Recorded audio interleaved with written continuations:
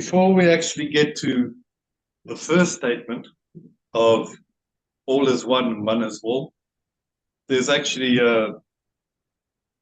a bigger or a more subtle level than that. And that subtle level is in what's normally known as the void or the nothing. I prefer to call it the isness, because it's not, in the nothing is very full, because the nothing is full of potential. But the nothing is the oneness. It's before separation or before creation. So the oneness doesn't know itself, because it's pure awareness of nothing and of all potential. So after a couple of billion years or eons, I suppose, it got bored and decided to go, right, let's actually figure out who and what we are. So it had the bright idea of, well, one of the potentialities was that there would be creation. So the one then became the all that is. In the beginning, although there's no beginning, it's the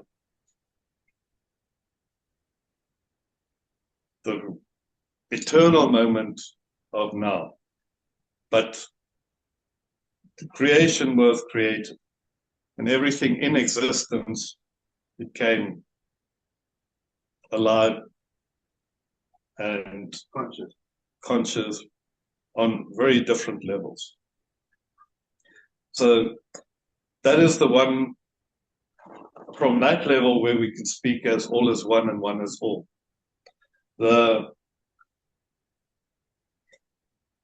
Which is a nice idea and a cliche and everything else, because everybody's been telling us, but do we have the lived up experience of that? And sometimes we do, and we call those glimpses, awakenings. If it's a serious glimpse, then, or a full open glimpse called enlightenment, but through our lives, there are moments that we have that connection. What I want to try and do as well is, like, in these sessions, make it real. Common sense, like, try and find perceiving things. How we can actually experience that as more of a lived part of our being, and our normal 3D life. Because to me, there's no difference between 3D life and spirituality. We have this huge thing that it's different, but it's all the same thing. Just on that is, if we think like how many people it took to get us here. Yeah. To have you sitting wherever you're sitting. Not just in the physical, but especially on the virtual. And generally it's about 8 billion people that it took working together in some sort of form to get us all here. To build the cars, the houses, the technology, keep us fed, supply food, all those. And even the people that do nothing, like me, also contribute to just staying out of the way and, just making space for other people to do. So all you do is can do while I just make space to allow that to happen. So 8 billion people sharing a consciousness as well. And there is the collective consciousness. Mm-hmm. And what we're picking up is not just the human collective consciousness, but also consciousness in general. So that includes processing speed, AI, technology, anything like that will also speed up the consciousness. That's why we feel a little bit overwhelmed by now, because our clock speed is not like in the megahertz, like AI and fiber and all that kind of stuff. So we're slightly overwhelmed by the amount of information that we're getting. So just in a very real sense, all is one because everybody had to do something to get me here. And whatever I do, especially the nothing bit, helps the whole of collective to actually do their bit. So that's mostly the most mundane way I can think of all is one and one is all.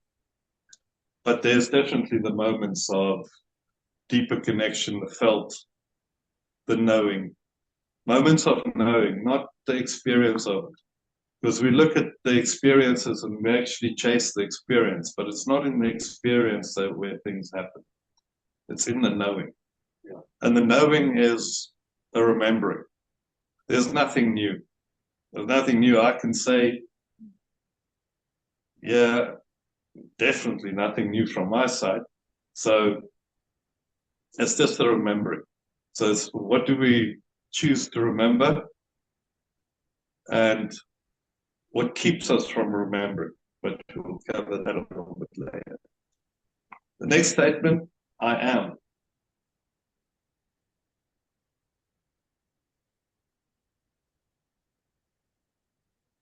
The I am is a statement of, and some say the name of the all that is. So in the Bible, we'll say the name of God is I am that I am.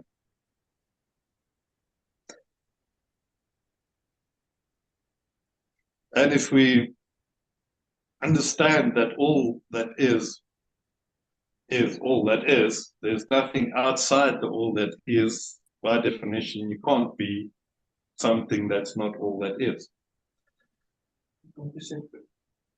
There's no separation. So the I am is both a universal and cosmic statement, but also a very personal statement, because there is no separation between us and source. It's the same thing. We are one. So we are the one in all and the all in one. We are one. And because that is a lot of power there, that's a lot of energy, that's a lot of responsibility if we want to have a look at it from that angle. Claiming the I am.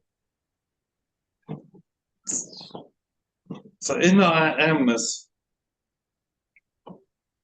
beyond the I amness is the ising. The ising in the isness. Then creation arises, and there's a sense of I amness. Original I amness is the all that is. The all that is the golden light, pure golden light of unconditional love. That is actually all there is. Yeah. The all that is in the form of that energy, because that energy and love, or light and love, is a very powerful energy. Infinite intelligent energy, which is the source of all of creation. So creating the physical. So Uncle Einstein got it right there with the E equals mc squared. So all of that energy manifests as matter if it slows down enough in vibration. So it's all about the level of vibration that the energy has to manifest in different forms. And as far as we're concerned, we're about the densest in many ways. We're very dense down here, extremely dense. So in our denseness, it's very hard to perceive anything of our true nature. which is just pure love, light, unconditional love. So,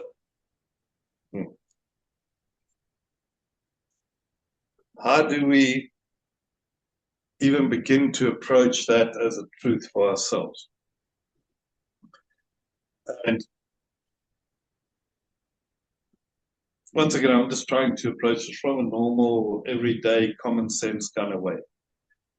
The one thing that we know for sure, and this is a knowing, it's not a belief, it's not something we're taught, and also something that we can't actually deny, is that we exist.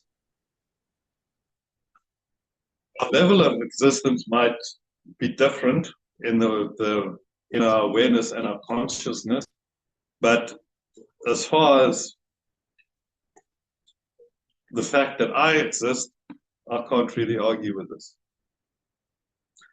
From my experience, the chair exists, you people exist, there's other us's, you all exist, there's things out there on the TV, they exist more or less virtually, but I'm sure their felt experience would be that they are very there and existing, and not just a figment of my imagination and my illusion.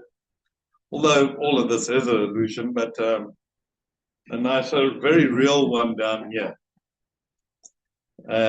So if I can accept the fact, because we're looking at the BS, the belief systems. So what is a belief system and what is a knowing?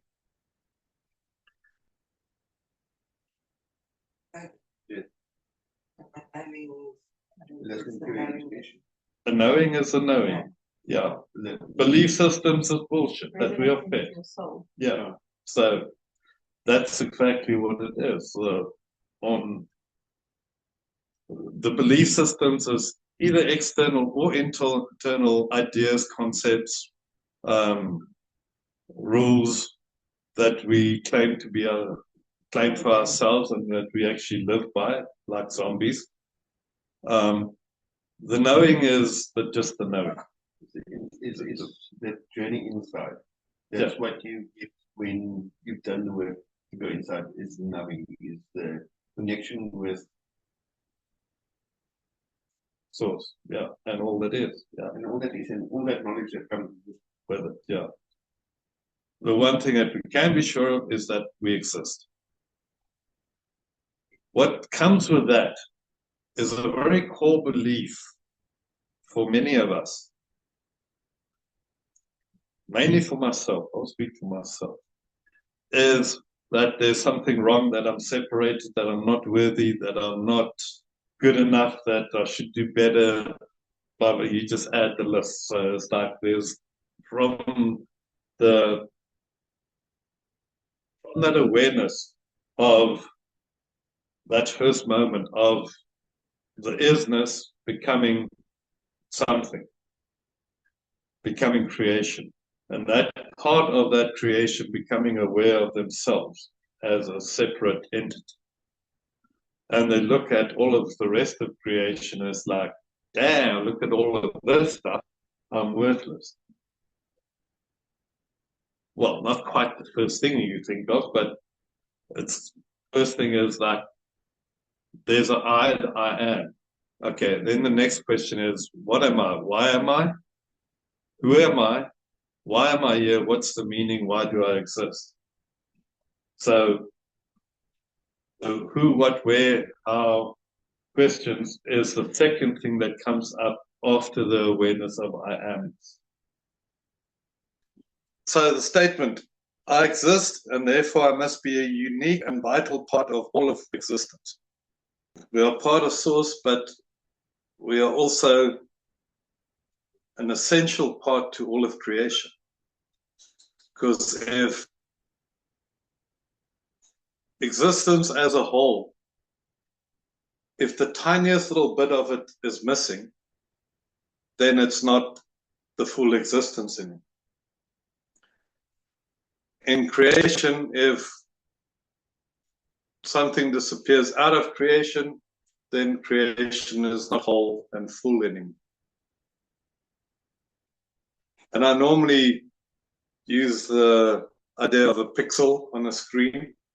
So on a normal TV screen or whatever, it's like a couple of million pixels. But if one of those little pixels go black, it really irritates you. You can't see it when you normally look at the screens, but when one of those little pixels go, it makes a huge difference. And how we affect the whole of existence is by what color our pixel is resonating or vibrating at. Because all colors are different vibrations. So as we change, our thoughts, feelings, emotions, experiences, expression, any of that stuff, as we change, that changes our color. And every little pixel in the universe will change color with their experiences at that particular moment. So it's like a kaleidoscope. As you turn it, it just becomes more, and all those little beads and everything forms one picture. If anything's missing in it, that picture is not complete. So our color, our little pixel, as small as it might be in the vast infinite universe, is vitally important for the big picture. And the big picture is source experiencing itself. So we got a direct feed, and we've got a direct responsibility or influence on how the source of everything experiences itself. Because it experiences and expresses itself through the sparks and through the separation, this little bits, the all, the separate all the little bits is connected to the one, and the one is that one picture that experiences itself in the moment as complete.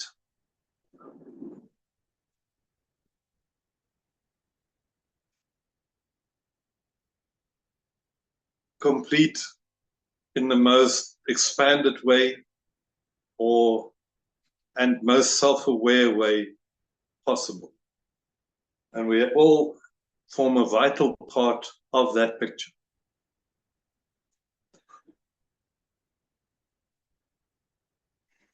And if we think about that, and we just sink into that little bit, it becomes really, really, really difficult to still believe in ourselves as insignificant, as broken, as faulty.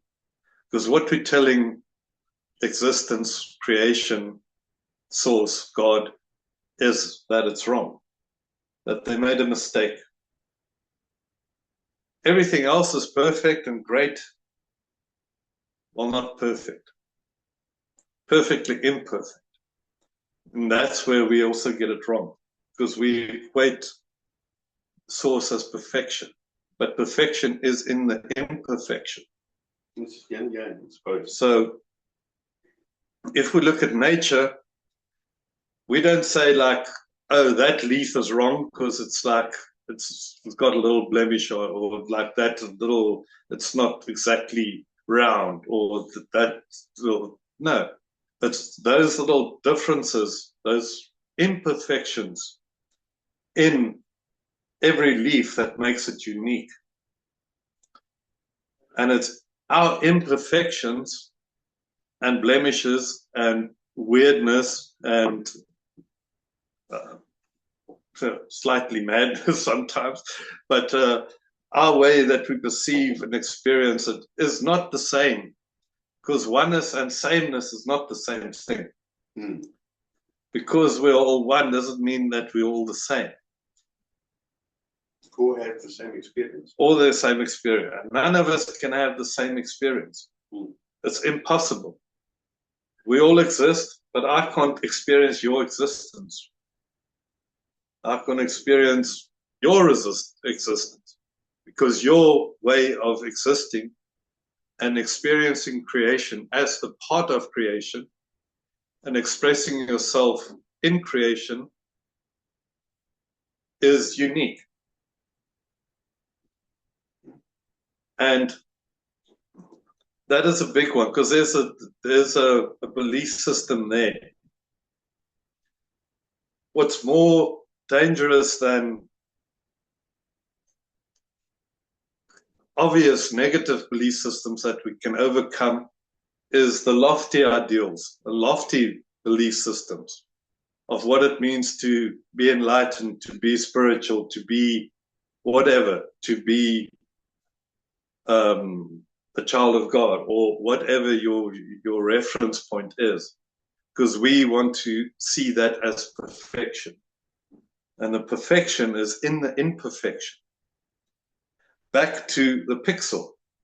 If all the pixels were just pure gold, which it is as its core nature, then what do you see as a picture? Just a pure gold sheet.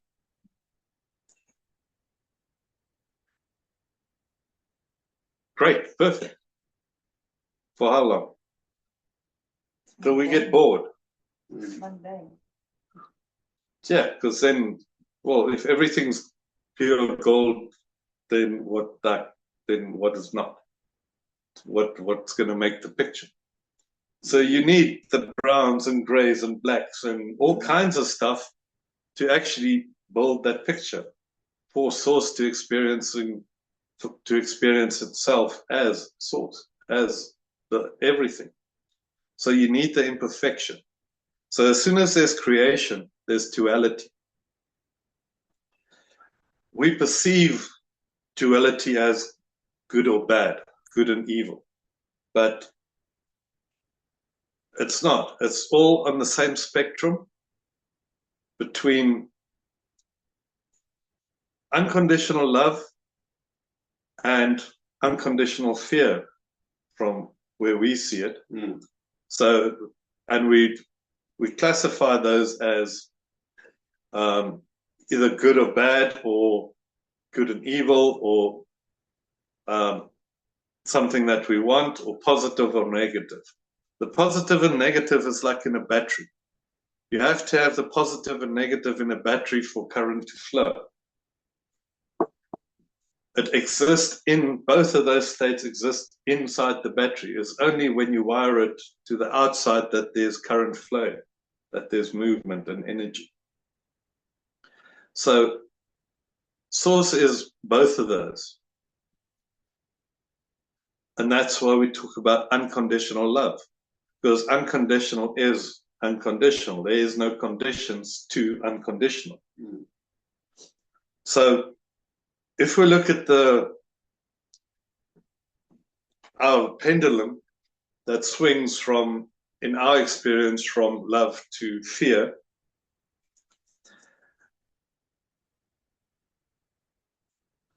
what needs to be realized is that the one contains the other. You can only fear something if you love something. You can only love something if you fear something.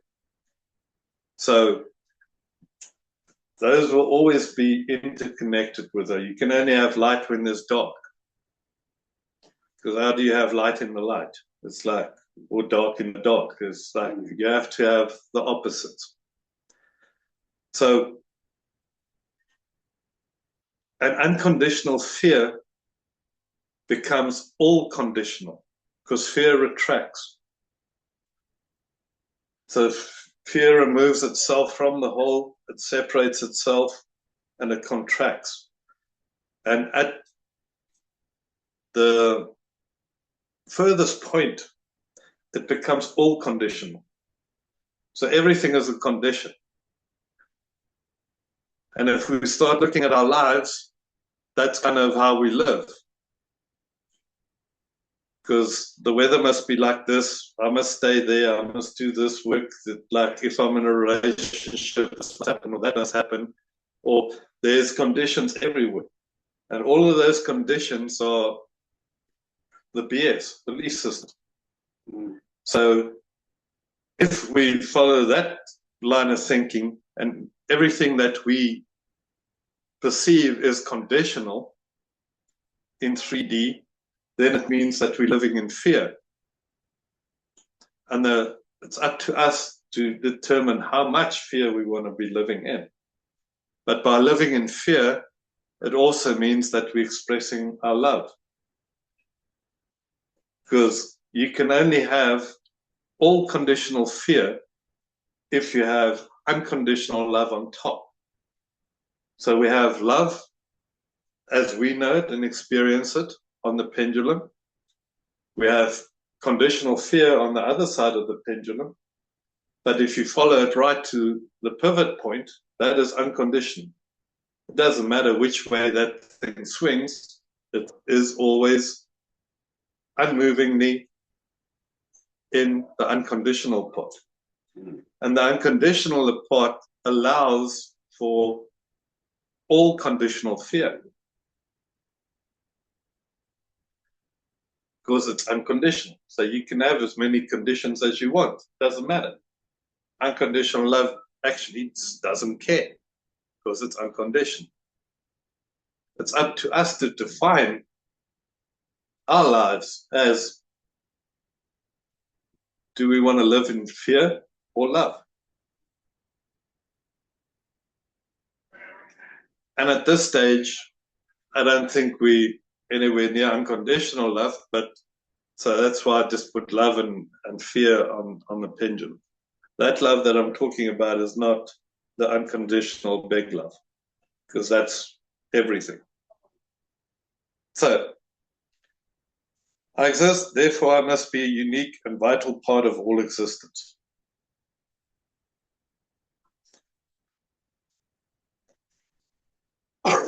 Once we start knowing that and living from that place, we start living from source, we start living from unconditional love. We only start having little tastes of what it actually means. But it's a very important fact because I am not broken. You're not broken.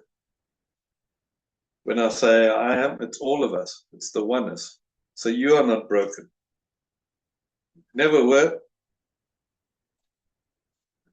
never is, never will be broken, because it's impossible to be broken. But this is a huge, huge belief system that we indoctrinated into from day one. And this is where our core beliefs of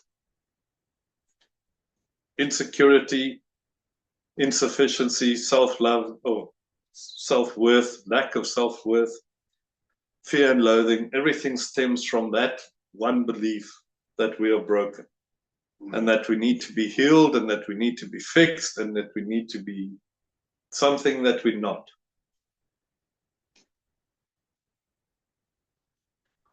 And we look for that something that we're not outside of us in all forms. Sex, drugs, rock and roll, spirituality, religion, experiences, awakenings, enlightenment, all those kind of things. It's all ways that we're looking to the outside of who we are.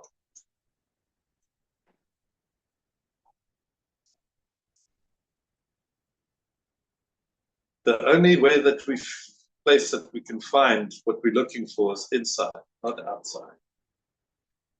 I do whatever I want to. You do whatever you want to. But there's a one I do statement. I do whatever I want.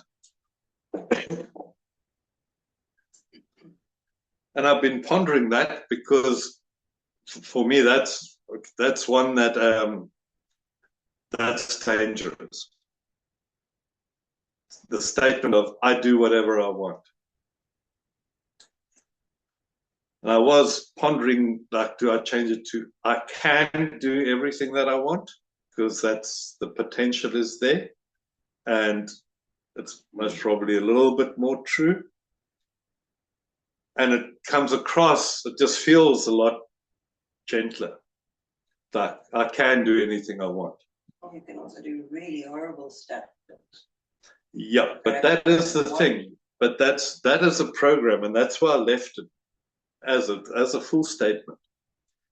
Because that little krivelrigheid, that little, what's that in English? Little bit of uncomfortable little niggly bit that goes with that statement is because there's a huge belief system there. The belief system goes, I exist, I'm separate from creation and existence because I'm so special. And I'm so special because I'm so stuffed up.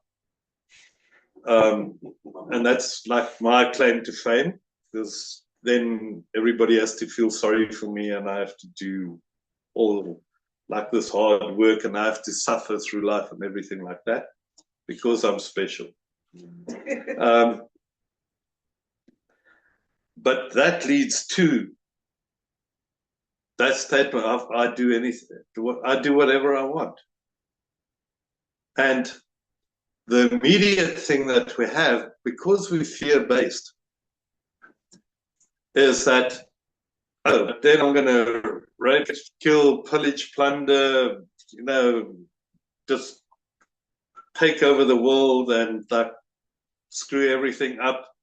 It's like, why? Why would that be your concern? Because if people do whatever they want, they're going to do all the negative stuff because there's no conditions, it's unconditional. So I can do whatever. I can drink coffee while speaking about spirituality. Oh, no, not that. Or I can eat meat or whatever it is, or like drink or whatever it is, smoke. So,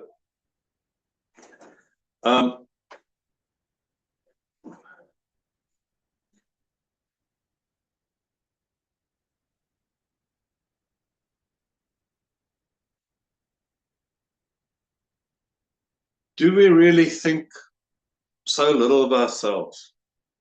Are we so far removed from love?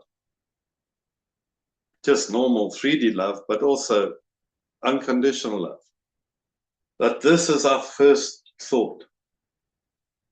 That when anybody says, I do whatever I want, they're narcissists, they're evil, they're like a dickhead from hell, they're like, all the negative stuff comes with that statement.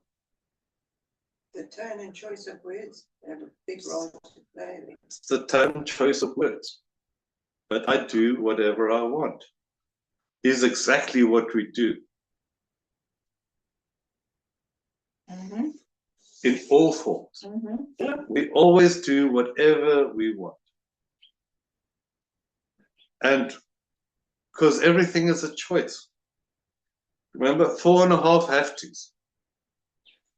Those things we don't have too much of a choice. If it's like, okay, eat time or sleep time, it's sleep time or eat time now, not like next week, it's now.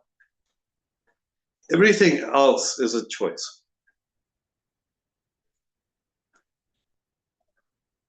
The choosing not to do something because you've got responsibilities or it's not socially acceptable or any of the above, like a million other choices, is still a choice not to do whatever you want.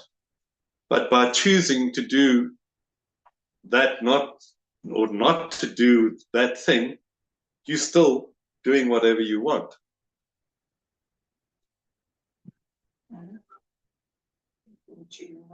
Think about that for a sec. It's like you're still making the choice. So you can pretend, like, okay, I can't stay up all night because I have to take the kids to school tomorrow. So I have to go sleep, but I can't sleep. So I'm going to take whatever, sleeping pill, whatever it is. because I have to do that tomorrow. You don't have to. You don't have to look after your kids.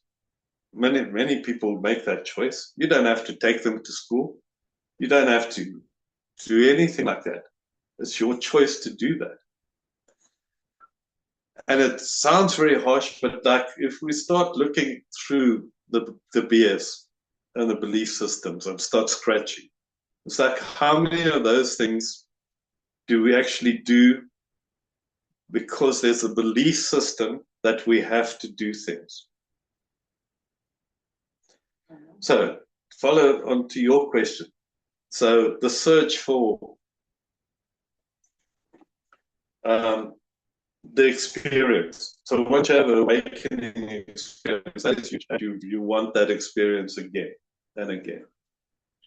And you want, because what's happening is that you've got a taste of home. You've had a taste of your true self, which is pure unconditional love, unity, and oneness with all. And that's a small taste. But now there is also a danger, not a danger, but it's a very valid path to go, but how does it serve you? Like chasing the experience, and trust me, I'm talking about 25 years of chasing the experience. But how does that serve you to have the experiences? Wouldn't it be better to learn from that experience and apply it in the 3D, in normal life? That's why we have those experiences, peak experiences, awakening, enlightenment, all that kind of stuff. And the truth is, with enlightenment, is that before enlightenment, chop wood, carry water. After enlightenment, chop wood, carry water. Nothing changes. Nothing changes. Except our knowing. It's the only thing that we change. The only thing that changes is that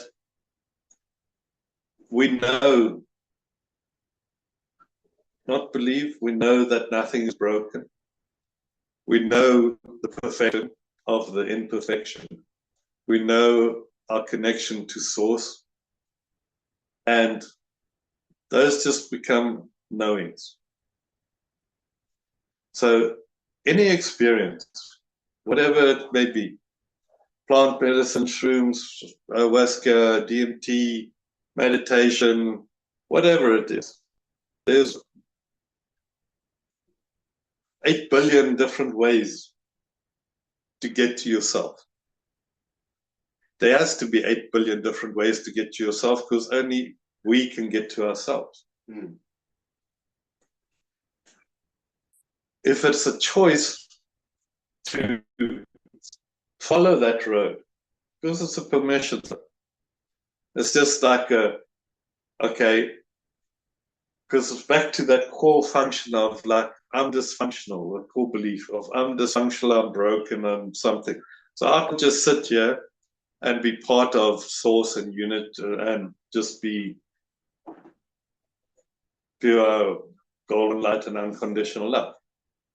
No, I have to meditate, I have to follow certain things, I have to eat certain or not eat certain things, I have to do different like practices, I have to meditate, I have to pray, I have to go to church, I have to like take shroom journey or like plant medicine, or there's a million different permission slips. Actually 8 billion different permission slips of how we experience ourselves and how we allow ourselves and how,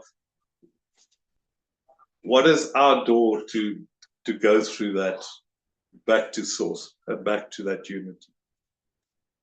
I'm not separate from existence or creation. The truth is that you can never not be enlightened. Because what does enlightenment mean? It means to be filled with light.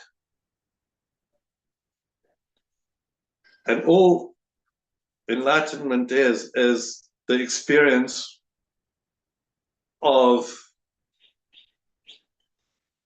going into yourself and finding yourself, which is pure unconditional love in the form of pure golden light and full awareness. Means that you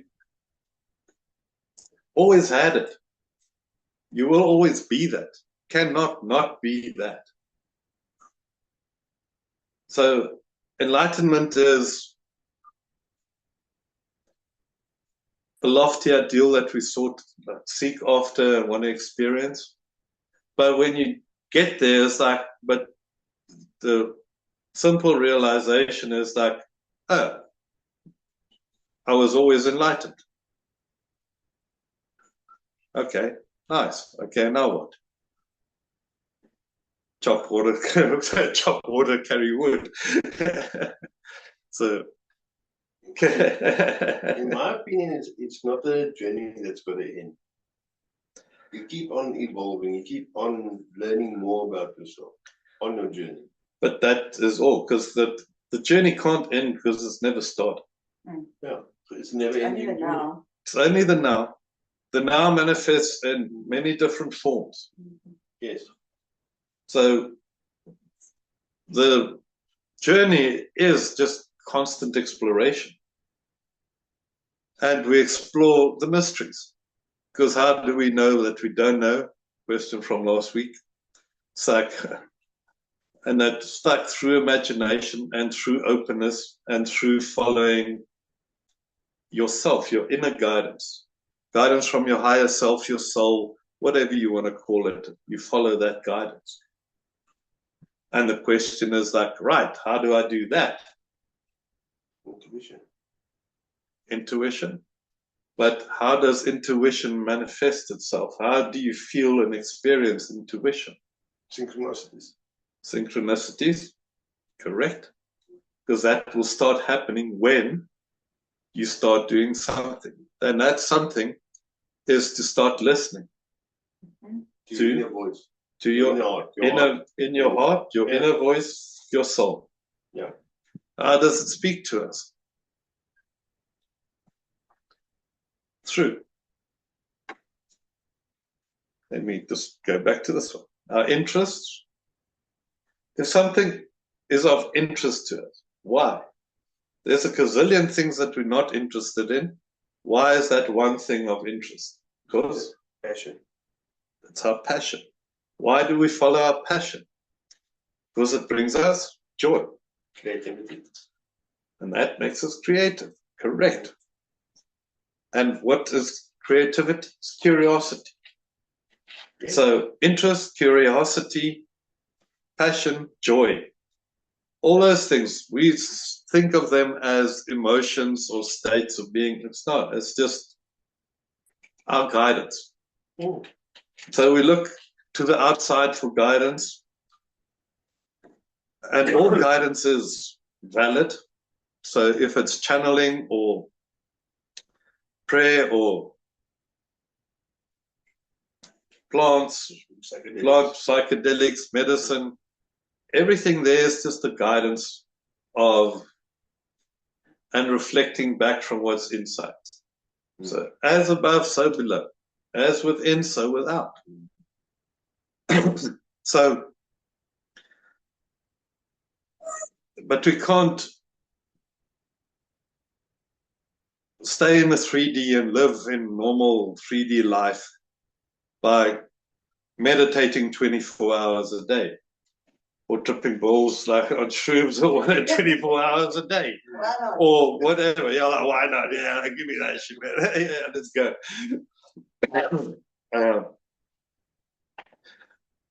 Those can be experiences, it can be keys, it can be permission slips, whatever we want to call those things. I'll call it my aid. Yeah, it's your soul medicine. If you want to call it, I call it soul medicine. When you use psychedelics to further you on your spiritual, knowing yourself, learning to know yourself. My brain's extremely busy, comes from ADD. So I find that the shrooms still my mind long enough Yes, to yes, listen. yes. Yeah, I get there. It brings the vibrations into synchronicity so that you can actually hear Recognize it. and focus on what's there to be found. Yeah, but whose vibration is it raising? Yours. No, what the mushroom does is actually when she takes the mushrooms, it helps her brain to synchronize the wave patterns so that she can make conscious or more better understanding of the thoughts running around. Yeah, it's just, but the core fact is you're still becoming more aware of your innate vibrational energetic state. Yes. Yes. Yes. Which means you have it already. It's like shrooms are not giving it to you. No. Like, it's just pointing you to like, oh, you actually have that. It's what you're looking for. Glasses. It's like, You're yeah, it's one of those glasses. things. Like, okay, where's my glasses? Or like, where's my glasses? See, I can't see. Yeah. Okay. Around the neck. So yeah. Yes. So, but that's all it is. It's It a also permission slip. regresses you. I did a lot of regression, and that taught me a lot about myself and Yes. who and why I am like I am. Yeah. Now I'm not knocking Which it. There's then- it's very which powerful then- tools. Which then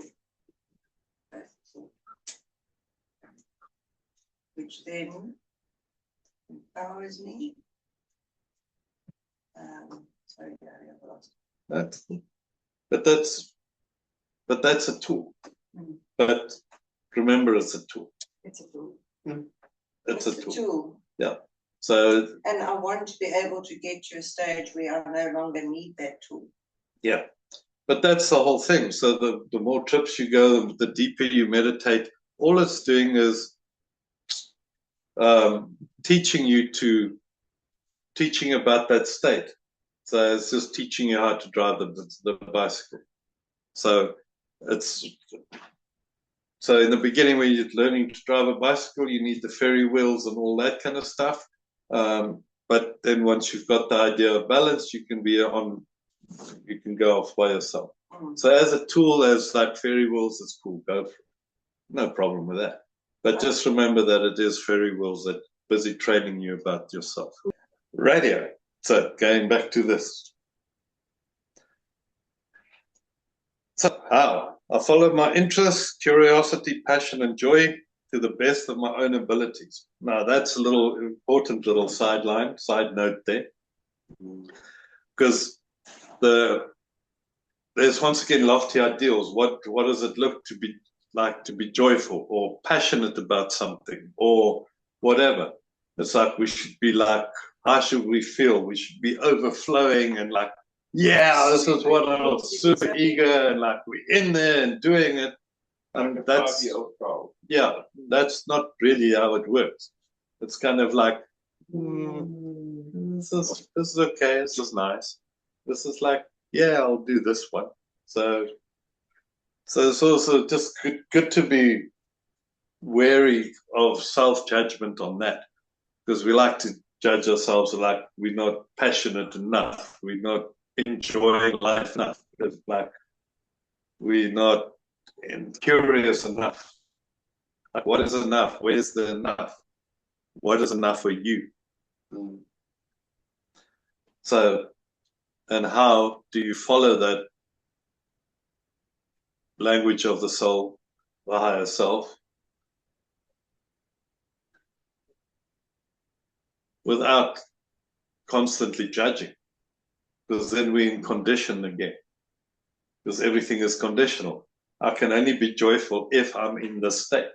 I can only be excited if this is happening in my body and I'm like raging with adrenaline and everything else. I think that's where something comes in. You've actually got to surrender to the moment to access the full joy or the full emotion of that moment. And it is subtle. Yeah. True power is subtle. The energy that maintains the whole of the universe, is running through us right now. And we don't even know it. It's so subtle. But yet it maintains the whole of the universe. Billions of galaxies, supernovas, whatever, like the most powerful, hectic energy that you have is the most subtle. It's only we that think power is force, violence, will, all those kind of things. And, well, that is some sort of energy and power, all that. Not the bigger the power, the more subtle. Think of the ocean. Yeah, Exactly that. exactly the ocean. Yeah, and we're trying to tell it where to go because we got conditions. Don't go on that rock. Don't go that side. Like, no, you stay that side. You don't go there. And you can only have this size waves, and you can't be stormy, and you can only you can't go up and down. You must stay there. And it's like, really, dude? Really? You're to tell the ocean what to do. But yet, that's what we do. Because we have belief systems, we have a plan, we have goals, we have some way to experience all this, and we know exactly how to do it. Although we're broken and we're not worthy, and we can't never do it, so, but we know we have a lot of conditions on exactly how this should happen and how it should play out. Which brings us to the next point, which is, with no expectations or judgment of the journey or the outcome. That's why you can't live in the future. Can't live in the future. All the worries, we spoke the last time about the worries, the future, the past, all those kind of things. And manifesting our worries, so creating the crappy lives that we were worried about. Because we can't think of a better way, because we don't know a better way. So everything that has to suck, because that's how we grew up, it has to suck. That's life. the program. We have to suck. Yeah. You've got to change the program. That's the program. So that's a huge belief system there. So because we're broken, we have to suffer. And if we're not suffering, then we are not working or healing or being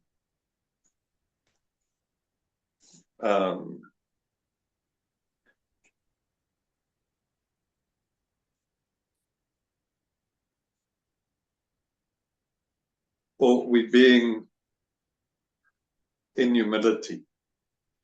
But in the meantime, we're telling the universe exactly what to do, when we want it to do, and how it must be done.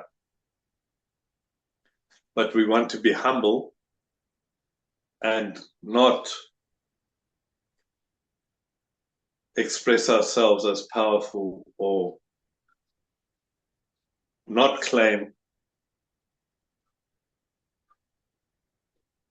And the claiming, I mean like the understanding of who and what we are and how we experience and express ourselves as that, as the infinite oneness.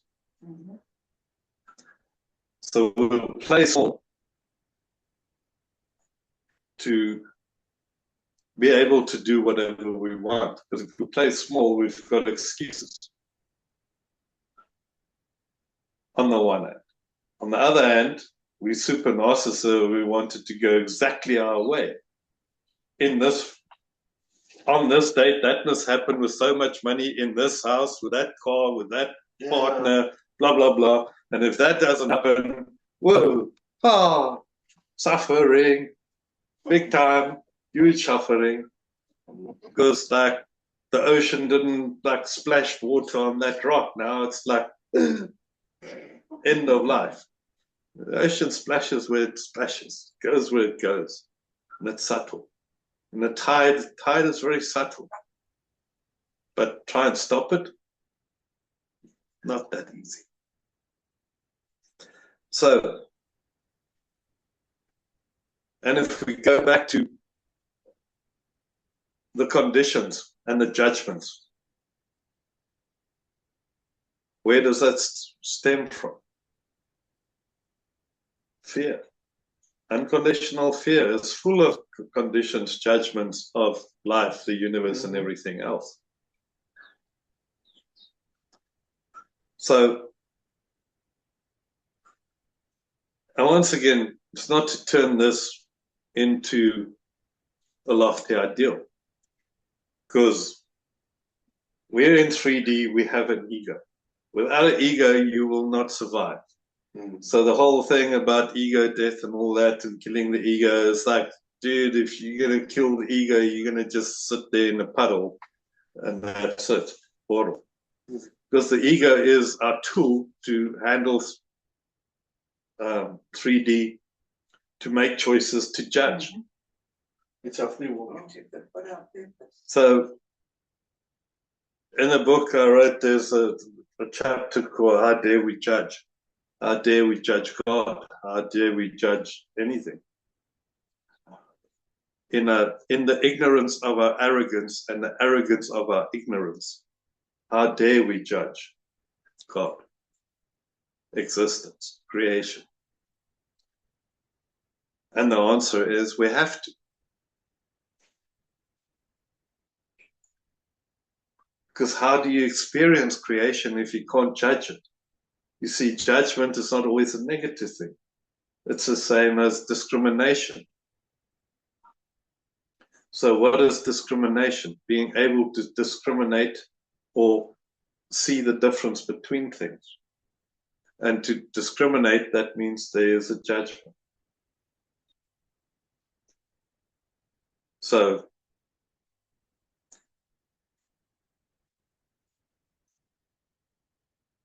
once again, within our ability to not judge or to expect anything, to trust ourselves, the universe, and everything else,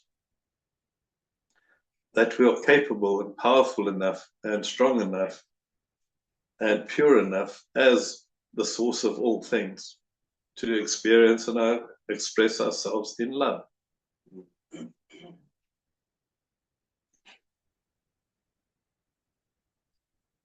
So claim nothing, enjoy.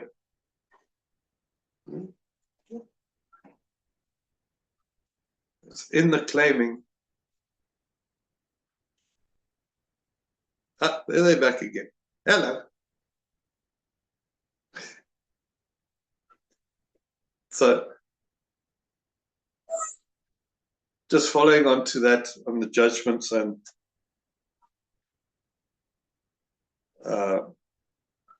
conditions, expectations of judgment. Remember, that's in the journey and the destination. And it will change. Our interests, our desires, our curiosities change as we go through life. As a 5-year-old, 15-year-old, 50-year-old, whatever, 150-year-old, you're not going to have the same interest, enjoyments, passions than you had at those different ages. But that's the universe. It's constantly changing, evolving, experiencing, expressing itself as creation, through creation, by the creations within it. The suffering comes from the claiming, comes from basically naming, but then we go through the whole thing. So once we name, claim, shame, blame, all of those things just come automatically from that one little claiming in the beginning as something. Claiming my life, my relationships, my possessions, my whatever. So, because that triggers the fear-love spectrum. So the claiming once again, not a lofty ideal that we can't claim anything. So there's many schools of thoughts, like the no desire in Buddhism and things like that. But if you have no desire, you desire no desire. So you're still desiring. If you're not claiming, you're still claiming, not claiming. So there's always that dichotomy, that like the balance between those things.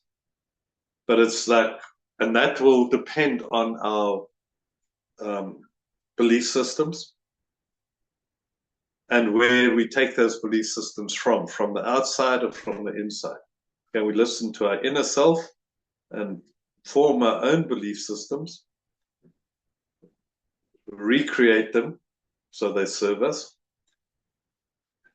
Or do we just slavely follow everything else that we've been told that we shouldn't do?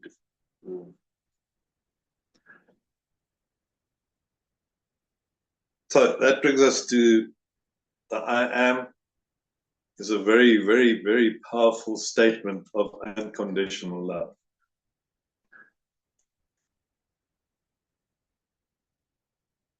Because our true nature is unconditional love. That's who and what we are. That's our biggest desire that we want in this life, is to be able to express that. We want to be able to express love. Unconditionally, but for us it will be conditional.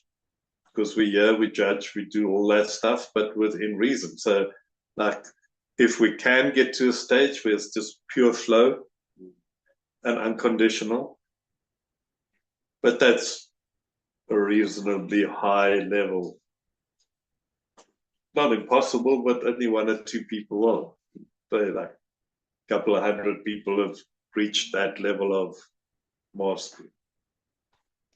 To remove self from self so completely that there's just flow.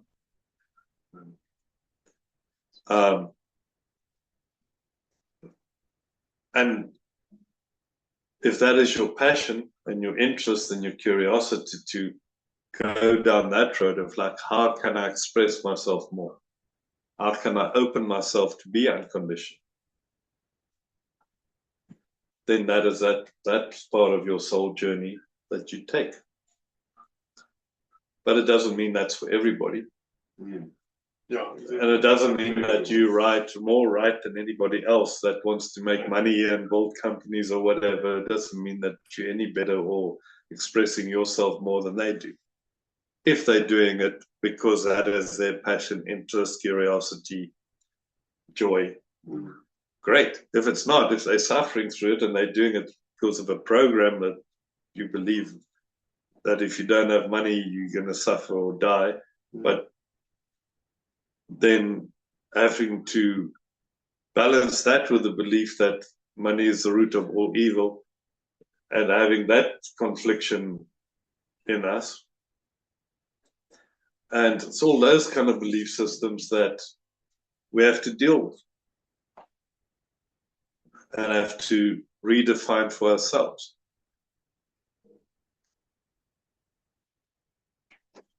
Yeah. So if we look at anything really, so loneliness or anything like that, if I'm lonely, it means that I can't express my love. I don't have a way to express my love. To yourself. To yourself? That's where you're lonely.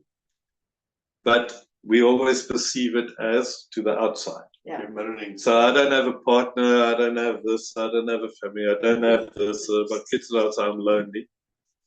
Belief system. So it's a belief system once again of like lack.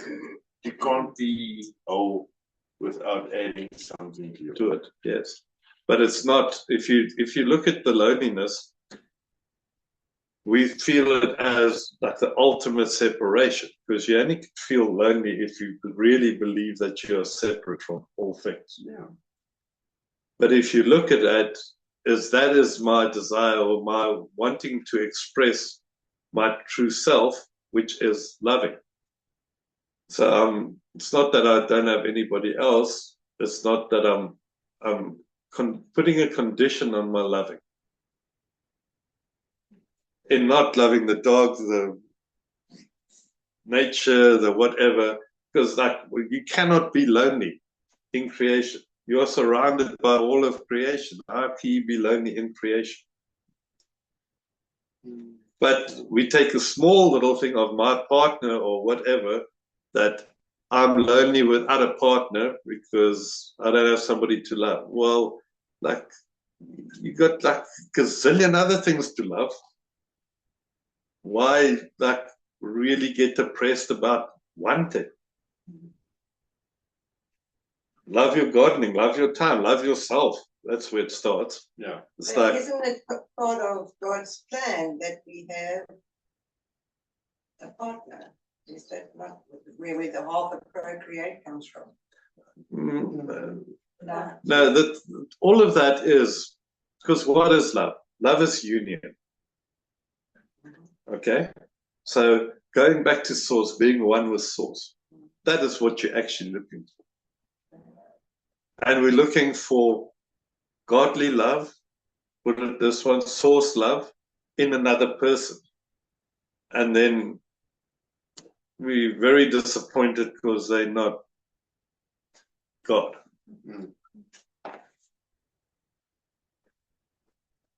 And that will be. So, but we can also not truly love if we don't love ourselves.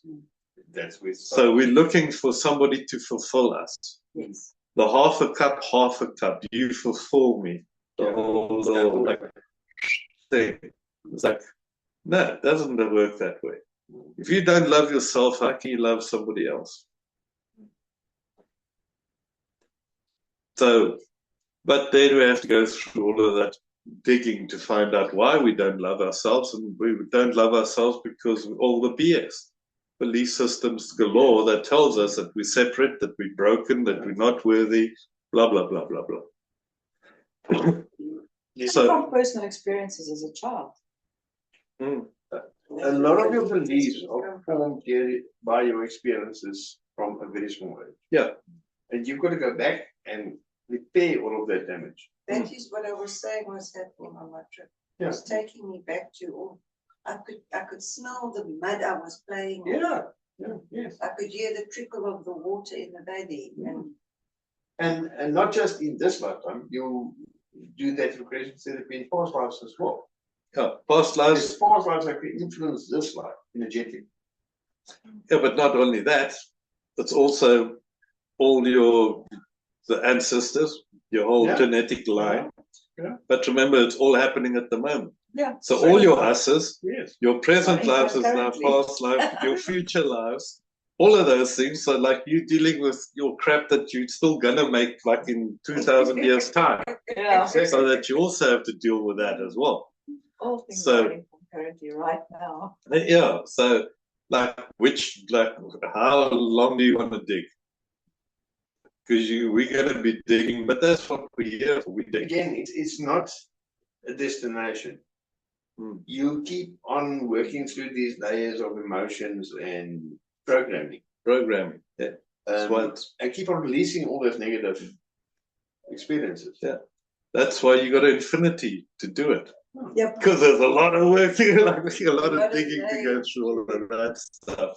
But once you understand the journey, once you understand that part, it becomes easier because you Well, if will you, identify the emotion much quicker and know exactly how to deal with it. Yeah. You know, it's a past regression. It's got nothing to do with you in this circumstance, but you need to deal with it. You need to release that emotion. yeah. Well, it's like all things. You need to notice and acknowledge. Yeah. So the core thing is like notice, acknowledge. And then you've got three choices.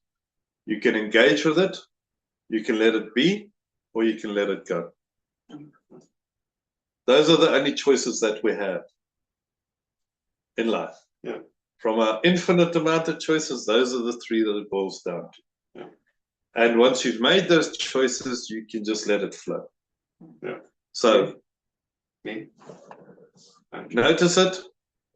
And that's where we go from awareness to focus and all those things. But that is for another day because we are Out of that. Out of time again. in the time that doesn't exist. We are now out of time. So thank you very, very much. Thanks for joining us.